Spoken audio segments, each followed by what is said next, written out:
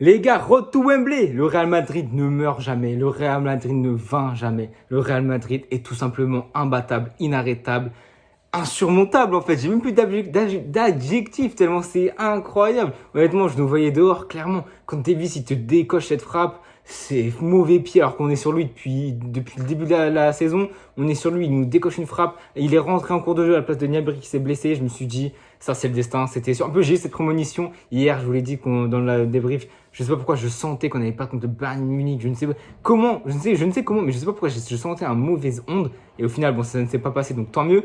Mais je sais pas pourquoi je sentais ça. Et ouais, là, il te met une frappe. Là, je crois que c'est 65e.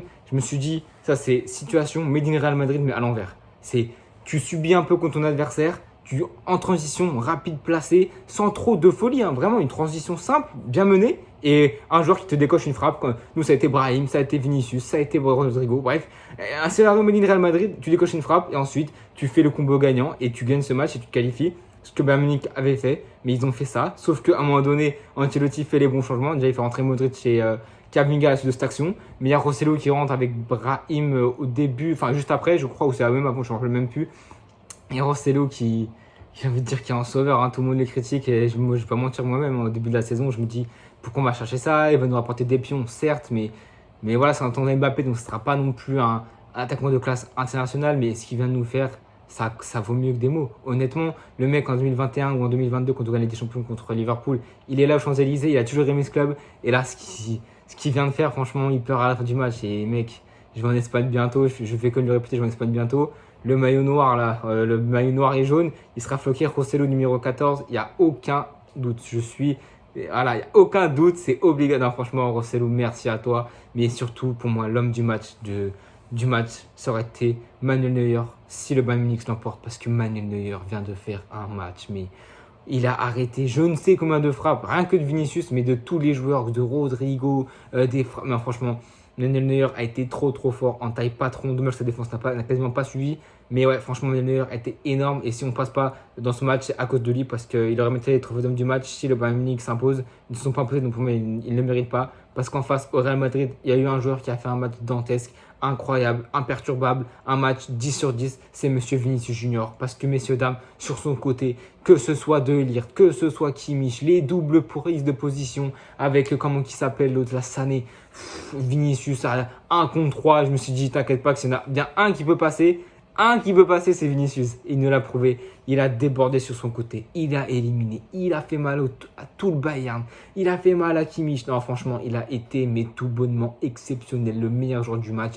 Il a été mais incisif, transcendant. Il a failli être décisif. Il a eu quelques grosses occasions.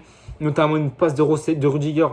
Superbe centre pour Vinicius, c'est très compliqué à reprendre, il la met au-dessus, mon père, ça aurait pu être critique, ça aurait pu baisser le moral de l'équipe, mais dans ce stade qui était bouillant, avec les supporters qui étaient là avant le match, qui ont foutu le bordel, dans le capot qui a fait un bruit monstre en première mi-temps, tout le stade était tous poussés pour les 11 hommes sur le terrain, et franchement j'ai du mal à trouver mes mots parce que ce match c'est une scénario de Real Madrid les gars, franchement je n'ai même pas les mots, on a fait un match super franchement, on a souvent dit au Real Madrid et à Ancelotti que quand on commençait à bien jouer, on ne gagnait jamais. Et bien là, on a joué, on a fait le jeu. On a été meilleur que le Bayern Munich dans ce match, même dans la double confrontation. On a été meilleur qu'eux. Et là, dans ce match, on a été bien meilleur qu'eux. Et ils ont été incisifs, ils ont marqué, ils ont marqué au bon moment, décisif. Mais on a bien joué, on aurait pu se dire, ben voilà, encore une fois, pour une fois qu'on fait le jeu, pour une fois qu'on joue très bien, et ben on se fait avoir, on se fait punir.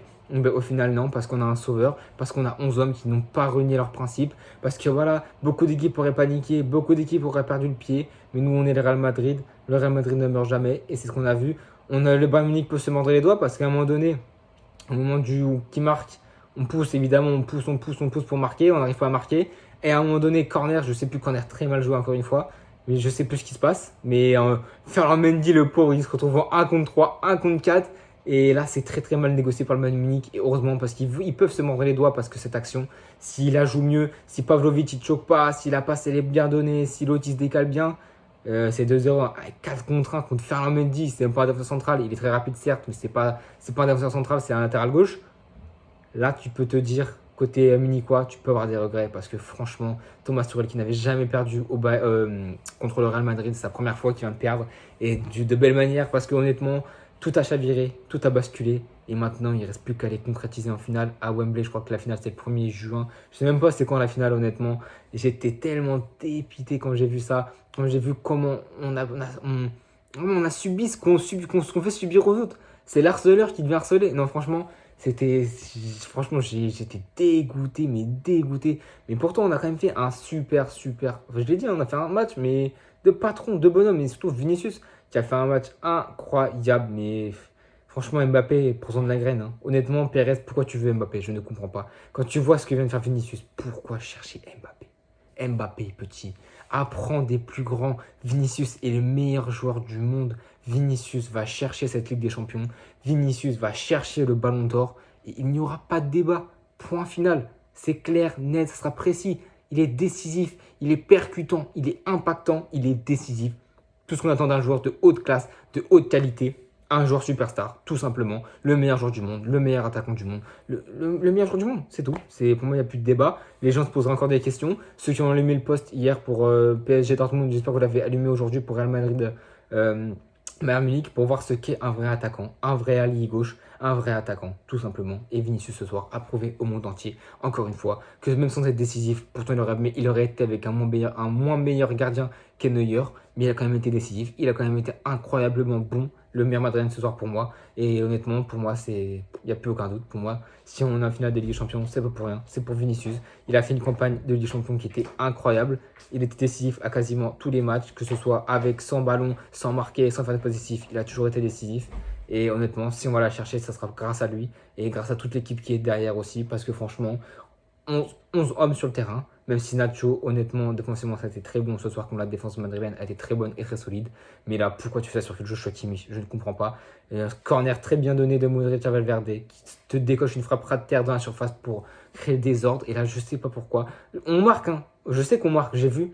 Je célèbre. On revient un partout, hein, pour vous dire. Vous avez vu le match, mais je célèbre, mais pas d'un poil. Je me dis, je sens la couille. Vous savez, je vous ai dit, pour moi, dans ma tête, on était déjà éliminé avant de jouer. Je ne sais pas pourquoi j'avais ce pressentiment. Je me suis dit, il va avoir une couille. Il va se passer un truc. Je n'ai pas célébré une seule seconde.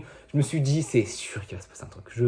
Un hors-jeu, une main, quelqu'un qui met un coup de coude. Et ben là, non, ça a été Nacho qui prend par la nuque Kimmich. Je ne sais pourquoi. Ils sont un peu dans l'action, certes, mais pas tant que ça. Donc pourquoi Nacho fait obsession sur Kimmich? Tu fais une obsession un petit peu plus légère. Mais là, tu mets les deux mains dans le cou. Honnêtement, je ne comprends pas ce geste. Mais il y a annulation de but, mais évidemment. Et là, franchement, Nacho, j'ai la haine contre toi. C'était le dernier match au Bernabéu en Ligue des Champions. Pour Nacho, c'était officiel parce qu'il a rejoint la MS en fin de saison. Et honnêtement, malgré cette action, il était très solide défensivement. On ne va pas nous donner rigueur. Dans tous les cas, on passe, c'est le plus important. Mais ouais, en tout cas, Modric aussi, c'était peut-être son dernier match de Ligue des Champions au Santiago Bernabéu, pardon. Et il a été au Real Madrid et franchement, il a fait une grande histoire. Et maintenant, il va falloir chercher la 6e Ligue des Champions pour Carvajal, pour Modric, pour Nacho. Et il me semble Carvajal, Modric, Nacho et Toni Kroos. Ces 4 hommes sont à 90 minutes de chercher la 6e Ligue des Champions de leur histoire, plus que le FC Barcelone, autant que le Bayern Munich et autant que Paco Gento. Ils vont rejoindre cette place de numéro 1. Et il me semble que c'est que Modric ou Kroos, il me semble, je vais vous la mettre là si j'ai la photo, mais il me semble je crois que c'est Modric et peut-être Nacho Carvajal qui, avec ce titre, je crois, ils auront gagné leur 26e, 27e titre avec le Real Madrid et ils seront, je crois, les plus titrés avec le Real Madrid, il me semble. Donc franchement, il faut aller chercher ça pour eux. Chercher la 2e Ligue des Champions pour Vinicius. Pour Bellingham aussi, chercher sa première Ligue des Champions. Je n'ai pas parlé dans ce match aussi, mais il a été un petit peu moins bon, j'ai trouvé. Un petit peu emprunté. On sait pendant l'avant-match, il y a eu une substance qui a été mise sur sa jambe un peu blessée. On espère que ça va pas trop pousser pour lui. Il va avoir le temps de se reposer pour le Borussia Dortmund, mais Bellingham, il faut chercher sa première Ligue des Champions pour lui. Il va retrouver ses anciens coéquipiers du Borussia Dortmund. Donc voilà, un an après les avoir quittés, il va les retrouver en finale de Ligue des Champions et on espère que ça va bien se passer pour nous. En tout cas, côté bavarois, tu peux avoir des regrets parce que honnêtement, quand tu as Kimmich qui te fait bouffer comme ça, quand tu as des joueurs de grande qualité, hein. Franchement, Moussiala qui a encore fait très mal encore en 2e mi-temps, tu as des joueurs de très grande qualité, mais il t'a manqué cette chose, il t'a manqué ce truc défensif en fait, je n'ai pas le mot en tête, cette rugueurosité, tu m'as compris. Mais ouais, franchement, défensivement, ils ont laissé. Et ils ont de la chance qu'on est un petit peu. Enfin, non, c'est même pas ça. Je vais dire qu'on n'est pas réaliste. Mais en fait, non, c'est juste Neuer qui était beaucoup trop fort dans ce match, qui montre pourquoi c'est le meilleur gardien de l'histoire. Parce que 35 ans, 38 ans, je ne sais quoi. Il sort des parades de je ne sais où. La main ferme à un moment donné sur le coup franc de Rodrigo, là, mais je la voyais déjà au fond. Il te sort un truc. Comme Ronaldo, là, vraiment, là, le bras, il est ferme, il est dur, il n'y a rien qui passe. Le poteau, c'est de l'acier, c'est un mur. Et malheureusement, comme quoi, les gars, les jeunes gardiens de but qui regarderaient le match, tu peux être le meilleur gardien du monde ou le meilleur gardien de l'histoire, etc.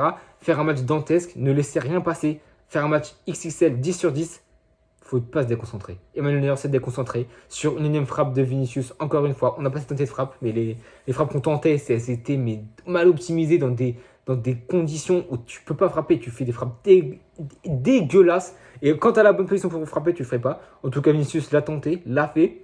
Et c'est sur Neuer, mais pourtant la frappe est tellement puissante, elle est tellement défaite que Neuer ne veut pas l'interceptionner.